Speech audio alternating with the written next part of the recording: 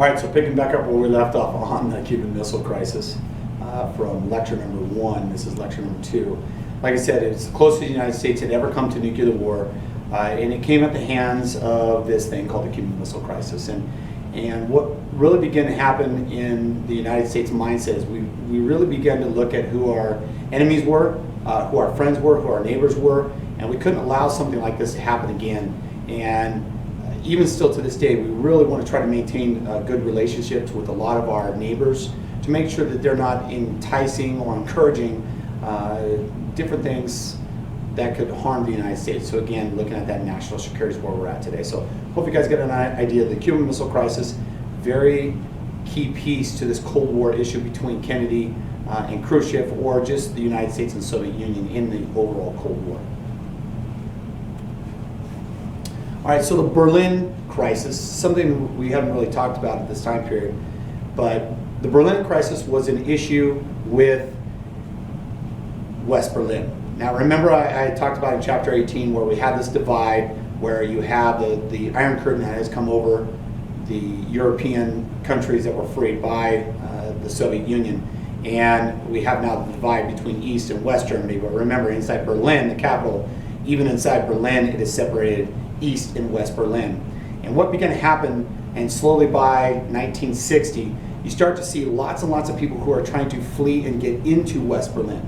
So you had East Germans that were underneath Soviet control, realizing if they could get into West Berlin, they could then become, in a sense, free underneath the free states or the democratic states' control. And then they could eventually fly on a plane if they could afford it or could do it. They could fly on a plane over to West Germany, and now they're in this kind of free democratic controlled Germany instead of the social / communistic, harsh Iron Curtain controlled West Germany. So it was a very big time period where you have this anger between Khrushchev and Kennedy, and of course been exacerbated by different things, and of course we just talked about the Cuban Missile Crisis, which of course escalates it. But the Berlin crisis was basically Berlin decided, or those that were controlling East Berlin figured out we need to put basically a barrier. We're going to create a wall around West Berlin, and that way that'll prevent people from jumping in. As it says up here on their notes, it says 20% of Germans were fleeing into West Berlin, and that was an economic drain on East Germany in terms of its Soviet communistic control. Remember, people are a number, people are a commodity. If you don't have people, you can't get their work, their labor is a resource to help that economy. So they needed to close that access. So what Khrushchev decided to do is he was going to try to close off the roads, and Kennedy said, no, we're not going to do that. So eventually, one day, the Soviet Union decided, guess what? Boom, all the way around West Berlin, this wall is going to be built. And this wall becomes a way for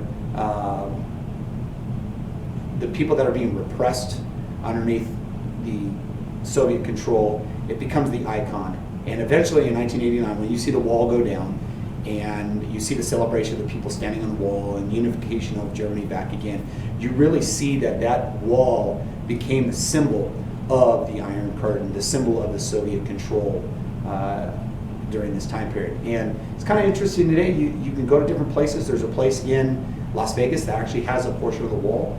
There are different places around the world that have portions of the wall preserved to have kind of a remembrance and a flashback to what that time period was, but kind of interesting. So, of course, we have all this tension. We have the Bay of Pigs invasion, which was, again, the lack of support by Kennedy. You have the Cuban Missile Crisis. We have the building of the Berlin Wall. All of these things were creating some massive tension and really pushing us further and further to war between the Soviets and the United States in this Cold War and becoming a hot war. And there needed to be some things done. So what eventually happens, they decide that they're going to establish a means of communication so they don't get to that Cuban Missile Crisis where everybody's ready to push the button. We've got to talk to them before we get to that point. So they developed something called the hotline. Basically, it's a line. You pick up the phone, it dials directly into whether it's the Kremlin calling the White House or the White House calling the Kremlin. It's a way to directly talk to the leaders before it gets out of hand like it did. So it was a way to ease the tension and let's not get to that all-out nuclear war. Let's ease this a little bit more and come a little bit more level-headed at it. Another one that begins to happen is we start to talk about how deadly nuclear weapons are. And I had mentioned earlier in our lecture that when we detonate these nuclear weapons, they're going to go up in the atmosphere, and they're going to go around the Earth, and they're going to affect everybody. And that does happen. I mean, these are things that we didn't think about as we were detonating the atomic bombs and hydrogen bombs and now the nuclear bombs. We didn't think about those things on that large scale. Now we are. And one of the things that comes out of this easing of tension is this thing called the Limited Test Ban Treaty, particularly in the atmosphere. So no longer are you allowed to just light nukes off and let the fallout go in the atmosphere and around the Earth. If you're going to test them, let's try to test them underground where it can be captured and contained to a degree. There's still, the soil is going to be contaminated and whatnot, but it's definitely something that was a means to ease more tension. Let's get it out of the air so it doesn't affect everybody. There's still going to be this warring between nations, but let's control that warring a little bit. But it's kind of interesting, this whole aspect with Kennedy. As I said earlier in the lecture, Kennedy's the youngest elected president in history, not the youngest to serve. Theodore Roosevelt is actually the youngest to serve, but he was not elected. Remember, he comes in office with the assassination of McKinley. But Kennedy, this very young president who does a lot of interesting things to settle this tension. Now, does it completely settle it? No, because the Cold War is going to go on for another 18 years before it actually starts to wane and collapse. But it's definitely interesting to see those things play out. So here's the image of the wall. Again, these people looking over the wall, and it's kind of a weird story. And there's movies that came out about it. There's people talk about it. One day all of a sudden here's this wall being built, and now I'm separated from my family. They were in East Berlin. Now I'm in West Berlin, and how do I get to my family? It's just a weird thing to have happen. It just a wall gets erected, and there's no longer that free flow of whether it's visits or commerce or just kind of cruising around in your car, if you want to put it that way. It's just limited, and just the issues with how the wall went up was always a big sticking point for a lot of people. So let's turn on to the Kennedy assassination. I'm not going to spend a lot of time on this. We'll have more of a lecture on this when we get to Conspiracy Week a little bit later on in the year. It'll come more in the fourth quarter. But you guys got to understand all of these things that Kennedy really inflicted in terms of on society, in politics, on the world platform. There was a lot of people that were angry at him. And it comes to a shock, of course, on November 22nd, 1963, comes to a shock that Kennedy is assassinated, as it says up here. And he's driving in a motorcade in Dallas, Texas.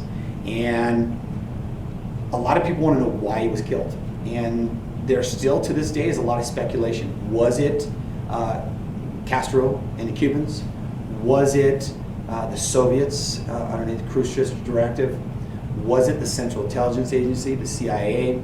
Was it the mob, the mafia? Was it, the mob because of the fact that his brother, Robert Kennedy, was going after the mob? Who knows? To this day, we still don't actually know. According to the books, when it first came out, it was Lee Harvey Oswald.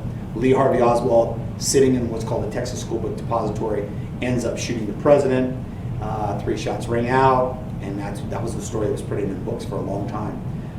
Later on, as more and more evidence begins to surface, we start to look at this conspiracy theory. And one of the things that really started off is really a couple days right after the Kennedy assassination. There's a gentleman, as it says up here in the notes, Jack Ruby, a known mob member, ends up walking into the lower floors of the Dallas police station and then ends up shooting and killing Lee Harvey Oswald before we can even talk to him.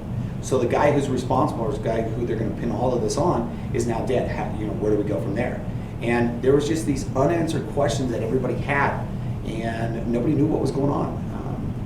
All we knew was Kennedy's dead, and Lyndon Baines Johnson, LBJ, becomes the president of the United States through the succession order. And investigation after investigation begins to come out. You have something up here called the Warren Commission. Chief Justice Warren was commissioned to head this for lack of word that we want to use today, like a CSI, take all the evidence and figure out what went on. And they concluded that Lee Harvey Oswald was the lone assassin. But it wasn't until quite a few years later, a gentleman by the name of Jim Garrison, a DA in New Orleans in Louisiana, really begins to look into this, and more evidence begins to come out, and they begin to piece together that there is a potential another shooter or conspiracy. There's more people involved in it than actually what was involved underneath the Warren Commission. And even as of today, we've now had even more information released in the late 90s, early 2000s that showed there was a fourth shot that actually rang out, according to recordings, by one of the police officers that was in the motorcade right behind Kennedy. So who knows? I mean, still to this day, the more you guys look into it, the more you get fascinated behind it. We'll talk more about it when we get to Conspiracy Week. Let's just take a look real quick on the video. Now, what we do know is Kennedy was shot twice.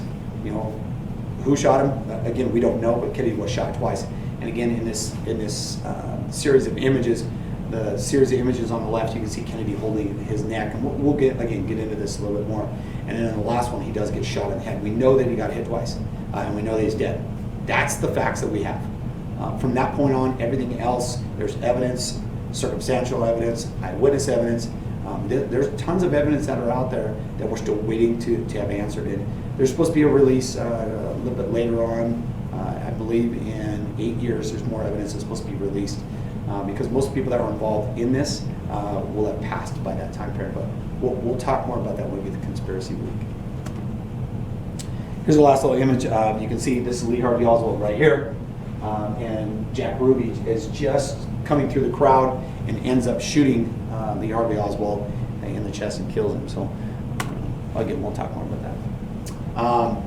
Some of the other things that began to happen in the 1960s with Kennedy's passing, the nation mourns.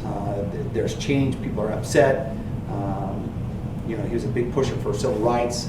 Where are we going to go? Well, Lyndon Baines Johnson really picked up where Kennedy had left off, but he had his own kind of agenda. He was somebody who also was pushing for civil rights, and he's really somebody who's going to push and pass a lot of different acts that are going to be positive in the form of what we have in our society today. One, the Economic Opportunity Act, which is up here. It's going to help in education, in training, small business loans. It's a way to reinvest, again, back in America, kind of similar to the idea of the New Deal. And what's interesting about it is that more and more that LBJ presents more and more of his plans, he begins to coin his presidency after what he calls the Great Society. Kind of, you know, you have the New Deal, the Second New Deal, and we have the Fair Deal, and the Square Deal, all these deals. His economic plan and his presidential direction was known as the Great Society. And there's more and more things that come out. You know, we have something called Medicare that comes out. That's to lower the cost of medical costs for elderly, particularly for senior citizens. When you guys retire, whatever that retirement age is supposed to be, as of right now, 65 is when you retire, or you can receive your Medicare benefits. It's to lower the cost on it. We don't want that cost of medical expenses to be extraordinarily high for people who are now retired. They're on fixed income. So Medicare, Medicaid, health insurance for people that were on welfare, people that don't have that means, or maybe they're incapacitated because of handicapped or something of that nature. Maybe their husbands left them or whatever it was, and have kids. So Medicare and Medicaid, these are all programs to help out the people. So got to understand the reforms that went on during Lyndon Baines Johnson's presidency was, again, something that Kennedy wanted to do, but again, he never was able to accomplish it due to his assassination. But LBJ, in terms of the reforms that he did, were pretty instrumental. So this brings us to the end of our lecture number 2. I hope you guys got a good understanding of what's going on with this chapter. Now, you've got a few things that you do need to answer in terms of your essays for your quiz, for your test. So make sure that you study those. Make sure you guys write your essays at home. Make sure you do your study guides. Make sure you get your worksheets in. Make sure you get your overtime worksheets in and work. And hopefully you guys will do well on the test tomorrow. Good luck.